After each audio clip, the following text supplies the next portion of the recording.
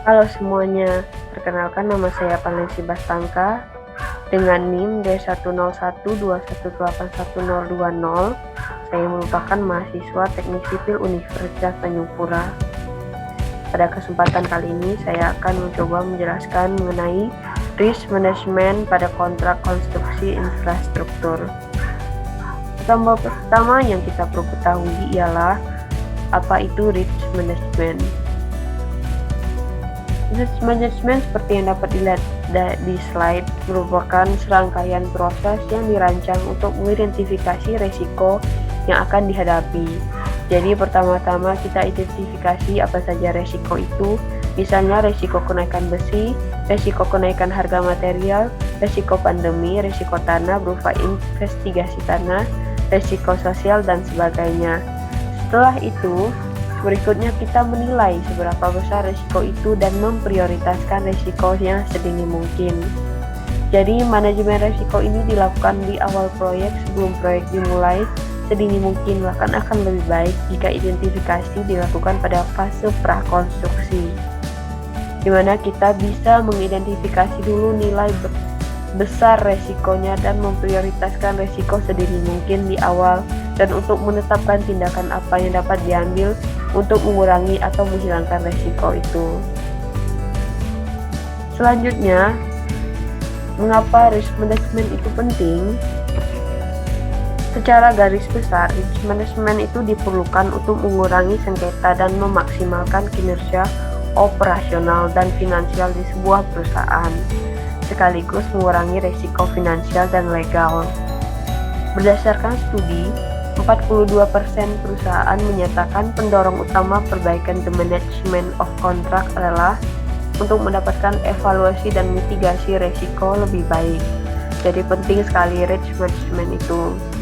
Salah satu cara melakukan manajemen di dalam proyek adalah melakukan kontrak manajemen pengelolaan kontrak dengan baik.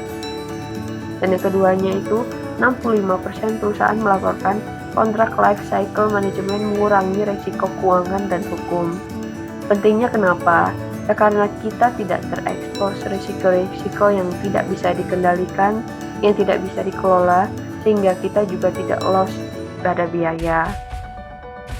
Kemudian tujuan dari manajemen risiko tersendiri adalah untuk meminimalkan kerugian dan meningkatkan kesempatan atau peluang di perusahaan. Pada dasarnya, manajemen risiko ini bersifat pencegahan terhadap terjadinya kerugian maupun kecelakaan kerja. Oleh karena itu, yang kita perlukan adalah risk culture, yaitu suatu budaya perusahaan yang dalam segala keputusan maupun pelaksanaannya selalu mempertimbangkan berbagai faktor risiko dan mengambil langkah-langkah mitigasi yang diperlukan. Berikutnya merupakan langkah-langkah fundamental dalam risk management, yaitu yang pertama, risk identification, yaitu di mana proses mengidentifikasi risiko sedini mungkin. Yang kedua ialah risk impact assessment, di mana kita menilai besar risiko yang terjadi. Yang ketiga, risk prioritization, yaitu analisa untuk memprioritaskan risiko yang harus ditanggulangi terlebih dahulu. Dan yang terakhir ialah risk mitigation, planning, implementation, and monitoring, di mana kita menghilangkan atau mengurangi. Setelah itu kita membuat planning, kemudian diimplementasikan dan dilakukan monitoring. Yang selanjutnya ialah peta risiko yang terdiri dari 4, yaitu yang pertama avoidance, yaitu pengambilan keputusan berdasarkan keputusan terbaik dan aman meskipun akan memakan biaya yang lebih mahal. Yang kedua yaitu transference, yaitu mentransfer risiko ke institusi lain seperti asuransi contohnya. Yang ketiga limitation, yaitu membatasi dan menyiapkan backup atau plan B pada suatu proyek. Dan yang terakhir adalah accept, yaitu menerima risiko yang akan terjadi.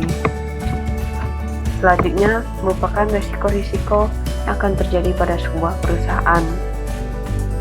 Pertama ialah risiko bisnis. Risiko tersebut berupa kehilangan bisnis dan kehilangan kesempatan. Selanjutnya, resiko keuangan berupa kebijakan moneter atau kebijakan fiskal seperti perubahan pada pajak. Yang ketiga, resiko pasar yang berupa globalisasi. Yang keempat, resiko reputasi, yaitu sengketa high profile yang masuk ke jurnal dan menjadi pembahasan. Yang kelima ialah resiko operasional seperti resiko sosial dan resiko konstruksi. Dan yang terakhir merupakan resiko hukum, yaitu perubahan aturan perundang-undangan dan kontrak. Dan selanjutnya, jenis-jenis resiko hukum tersebut terdiri dari 5. Yang pertama adalah resiko peraturan atau regulatory risk, berupa perubahan peraturan, ketidakpastian interpretasi, tumpang tindih, dan benturan hukum.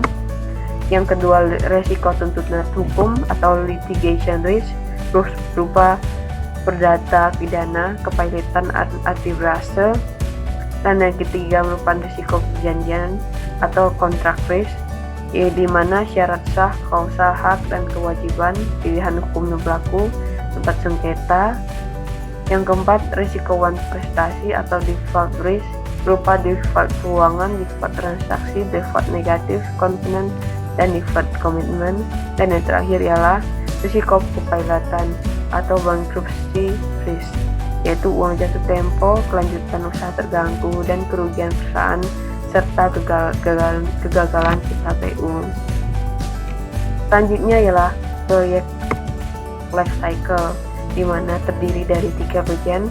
Pertama, bagian hulu, kedua bagian midstream, dan ketiga bagian hilir. Dalam bagian hulu terdiri dari offtake agreement, shareholder agreement, bond agreement, loan agreement. Yang kedua, midstream terdiri dari construction contract, consultant agreement, operation and maintenance agreement.